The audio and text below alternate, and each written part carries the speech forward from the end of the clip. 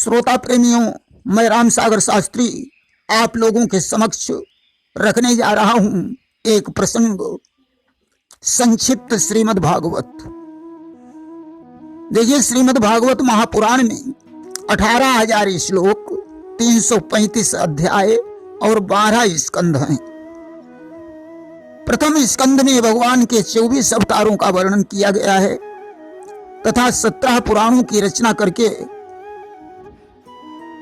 भी जब व्यास जी को शांति नहीं मिली तो उन्होंने देवर्षि नारद से शांति का उपाय पूछा कि 17 पुराण रचि राखे व्यास ज्ञानवान, हे तु जग ठान तहु शांति नाही पाई है।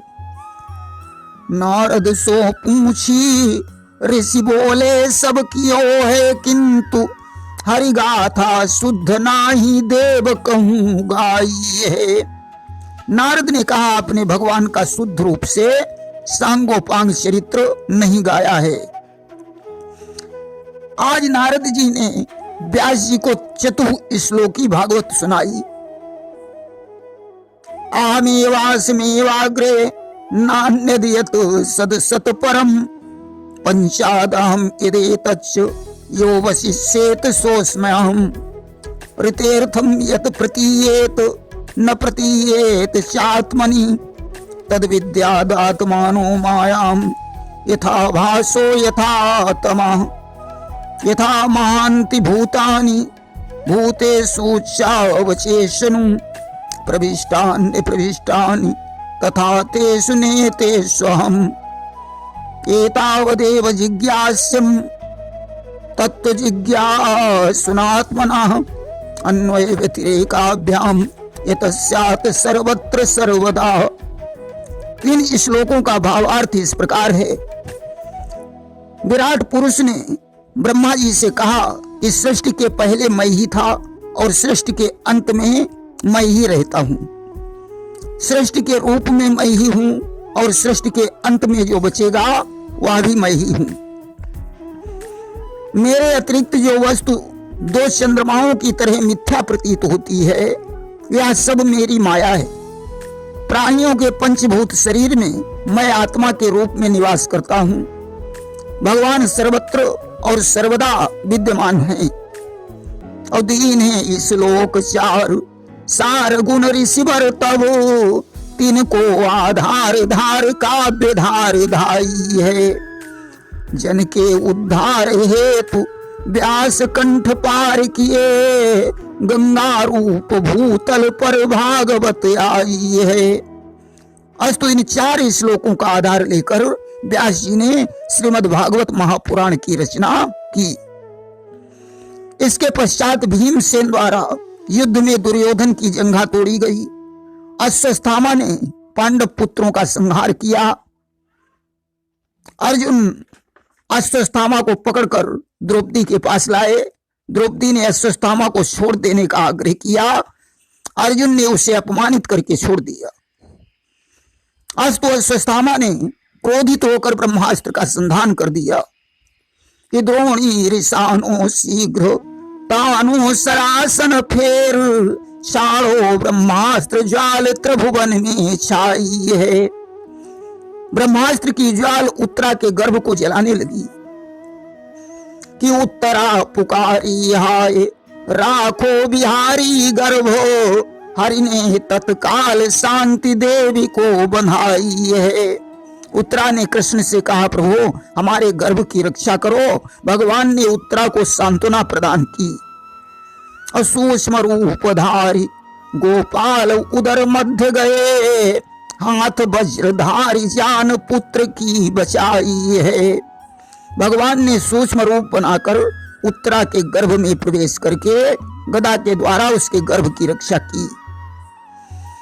अभारत सुखदानी जन इच्छित परीक्षित मूर्ति, तारनमयी तल भार भूतल पे आई है। उसी गर्भ से परीक्षित लाल का जन्म हुआ। इसके बाद धर्मराज का राज तिलक हुआ। बाबा भीष्म परलोक को चले गए। इसके बाद पांडवों ने अश्वमेध यज्ञ किया तत्पश्चात विदुर, कुंती, गांधारी और धृतराष्ट्र ने संन्यास ले लिया। यदुकुल का संहार हुआ। भगवान कृष्ण परम धाम को चले गए। पांडव हिमालय पर्वत पर गलने के लिए चले गए। अब परीक्षित ही राजा बन गए। कि द्वापर का अंत समय था, वह कलयुग की बारी आई थी। मानो सुख सूर्य डूबता था, दुखमय अंधियारी छाई थी। कलयुग का प्रवेश हो चुका था। एक दिन परीक्षित ने एक गाय और बैल को काले कुरूप व्यक्ति के द्वारा मुगदर से पिटते हुए देखा। गाय ही पृथ्वी थी, बैल ही धर्म था और पीटने वाला कलयुग था। परीक्षित ने धनुष पर बाण चढ़ाया तो कलयुग परीक्षित की शरण में आ गया। उसने रहने के लिए स्थान मांगे। द्यूतम, पानम, स्त्रिया, सूनु, ये 4 स्थान परीक्षित ने उसे प्रदान कर दिए।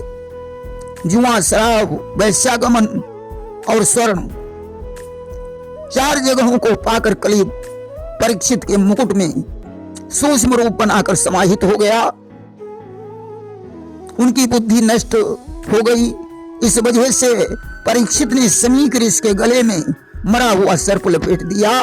परिणामतः समीक के पुत्र श्रृंगी ने परीक्षित को श्राप दे दिया कि आज के 7वें दिन तुझे तक्षक डस लेगा और तेरी मृत्यु हो जाएगी। अब तो यह जानकर परीक्षित मोक्ष का उपाय सोचने लगे। गंगा जी के पावन तट पर 88,000 ऋषिवृंद एकत्रित हुए। वहीं पर परमहंस सुखदेव जी पहुंचे। राजा परीक्षित ने उनका स्वागत सत्कार करके मोक्ष का उपाय पूछा। देखिए, 2 स्कंद में सुखदेव जी ने राजा परीक्षित को धीरज बंधाया और कहा, श्रीमद् भागवत कथा के द्वारा तुम्हारा मोक्ष हो जाएगा। 3 स्कंद में सुखदेव जी ने सृष्टि की उत्पत्ति का वर्णन किया। सृष्टि के विस्तार को देखते हुए ब्रह्मा जी ने भगवान से याचना की तो उन्होंने वाराह रूप धारण कर हिरण्याक्ष को मारकर पृथ्वी लाकर जल पर प्रतिष्ठित कर दी तथा यहीं पर उन्होंने कपिल के जन्म का वर्णन और नरकों का वर्णन किया है।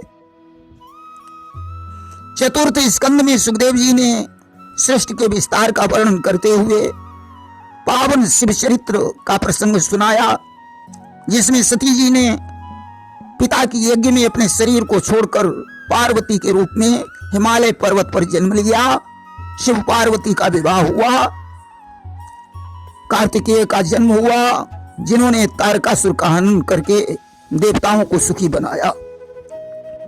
इसी स्कंद में उन्होंने वेणु प्रथ का आख्यान तथा ध्रुव चरित्र का वर्णन किया। 5वें स्कंद में सुखदेव जी ने राजा प्रियव्रत के वंश का वर्णन करके जड़ भरत का आख्यान सुनाया तथा भूगोल खगोल का वर्णन किया। 6वें स्कंद में अजामिल ब्राह्मण की कथा तथा महात्मा दधीच के त्याग का वर्णन किया। 7वें स्कंद में प्रहलाद का पावन चरित्र तथा आश्रम के धर्मों का वर्णन किया। 8वें स्कंद में उन्होंने गजेंद्र मोक्ष की कथा तथा सिंधु विमंथन बलिवामन चरित्र और मत्स्यावतार का वर्णन किया। 9वें स्कंद में उन्होंने सुदुम्न की कथा, राजा शरियात की कथा, अम्बरीश, इच्छाकु, युवनाश्व, मानधाता, त्रिशंकु, हरिश्चंद्र, सगर, भगीरथ, दिलीप, रघु, अज, दशरथ आदि राजाओं का वर्णन करते हुए श्री राम का पावन चरित्र सुनाया। परशुराम, नहुस, अयाति, दुष्यंत, रंतिदेव आदि की कथाओं का वर्णन किया।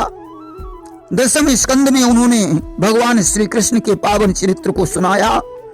वहीं 11 स्कंद में यदुकुल का संहार हुआ। भगवान कृष्ण परम धाम को चले गए। 12 स्कंद में परीक्षित मोक्ष की कथा का वर्णन है। प्रेम से बोलिए वृंदावन बिहारी लाल की जय।